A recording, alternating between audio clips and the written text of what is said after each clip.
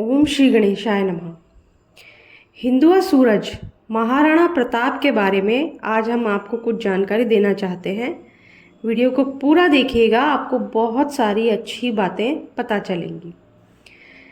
महाराणा प्रताप एक ही झटके में घोड़े समेत दुश्मन सैनिक को काट डालते थे। महाराणा प्रताप के भाले का वजन 80 किलोग्राम था और कवच का वजन भी 80 किलोग्राम ही था। कवच, भाला, ढाल और हाथ में तलवार का वजन मिलाएं तो कुल वजन 207 किलो था। आज भी महाराणा प्रताप की तलवार, कवच आदि सामान उदयपुर राजघराने के संग्रहालय में सुरक्षित है। अकबर ने कहा था कि अगर महाराणा प्रताप मेरे सामने झुकते हैं तो आधा हिंदुस्तान का वारिस वो होंगे, पर बादशाहत अकबर की ही रहेगी। लेकिन महाराणा प्रताप ने किसी भी अधीनता स्वीकार करने से मना कर दिया था। हल्दी घाटी की लड़ाई में मेवाड़ से 20,000 सैनिक थे और अकबर की ओर से 85,000 सैनिक युद्ध में शामिल हुए थे। महाराणा प्रताप के घोड़े चेतक का मंदिर भी बना हुआ है, जो आज भी हल्दी घाटी में सुरक्षित है। महाराणा प्रताप ने जब महलों का त्याग किया तब उनके साथ लुहार जाति के हजारों लोगों ने भी घर छोड़ दिया था और दिन रात राणा की फौज के साथ तलवारें बनाई थी। इसी समाज को आज गुजरात, मध्य प्रदेश और राजस्थान में गाड़िया लोहार कहा जाता है। मैं नमन करती हूँ ऐसे लोगों को। हल्दी घाटी के युद्ध के 300 साल बाद भी वहाँ जमीनों में तलवारें पाई गई। आखिरी बार तलवारों का जखीरा 1985 में हल्दी घाटी में मिला था। महाराणा प्रताप को शास्त्रार्थ की शिक्षा श्री जयमल मेड़तिया जी ने दी थी, जो 8,000 राजपूत वीरों को लेकर 60,000 मुसलमानों से लड़े थे। उस युद्ध में 48,000 मारे गए थे, जिनमें 8,000 राजपूत और 40,000 मुगल थे। महाराणा के देहांत पर अकबर भी रो पड़ा था। मेवाड़ के आदिवासी भील समाज ने हल्दी घाटी में अकबर की फौज को अपने तीरों से रौंद डाला था। वो महाराणा प्रताप को अपना बेटा मानते थे और राणा बिना भेदभाव के उनके साथ रहते थे।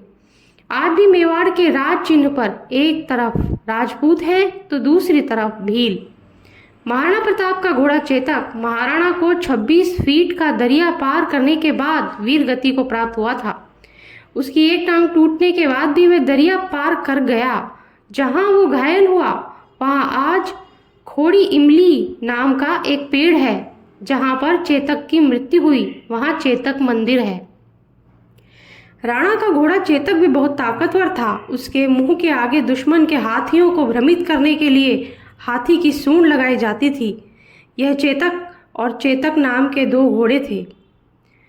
मरने से पहले महाराणा प्रताप ने अपना खोया हुआ 85% मेवाड़ फिर से जीत लिया था। सोने चांदी और महलों को छोड़कर वो 20 साल मेवाड़ के जंगलों में घूमे थे। महाराणा प्रताप का वजन 110 किलो और लंबाई 7.5 थी। 2 म्यान वाली तलवार और 80 किलो का भाला रखते थे हाथ में। महाराणा प्रताप के हाथी की कहानी। मित्रों, आप सबने महाराणा प्रताप के घोड़े चेतक के बारे में तो सुना ही होगा, लेकिन उनका एक हाथी भी था जिसका नाम था राम प्रसाद। उसके बारे में आपको कुछ बताते हैं। राम प्रसाद हाथी का उल्लेख अल बदायूनी, जो मुगलों की ओर से हल्दी घाटी के युद्ध में लड़ा था, उसने अपने एक ग्रंथ में किया है। वो लिखता है कि जब महाराणा प्रताप पर अकबर ने चढ़ाई की थी, उस समय उसने 2 चीज़ों को बंदी बनाने की मांग की थी। एक तो खुद महाराणा और दूसरा उनका हाथी राम प्रसाद। आगे अल बदायूनी लिखता है कि वो हाथी इतना समझदार और ताकतवर था कि उसने हल्दी घाटी के युद्ध में अकेले ही अकबर के 13 हाथियों को मार गिराया था। वो आगे लिखता है, उस हाथी को पकड़ने के लिए हमने 7 बड़े हाथियों का एक चक्रव्यूह बनाया और उन पर 14 महावतों को बिठाया, तब कहीं जाकर उसे बंदी बना पाए। अब सुनिए एक भारतीय जानवर की स्वामी भक्ति। उस हाथी को अकबर के समक्ष पेश किया गया, जहां अकबर ने उसका नाम पीर प्रसाद रखा। राम प्रसाद को मुगलों ने गन्ने और पानी दिया।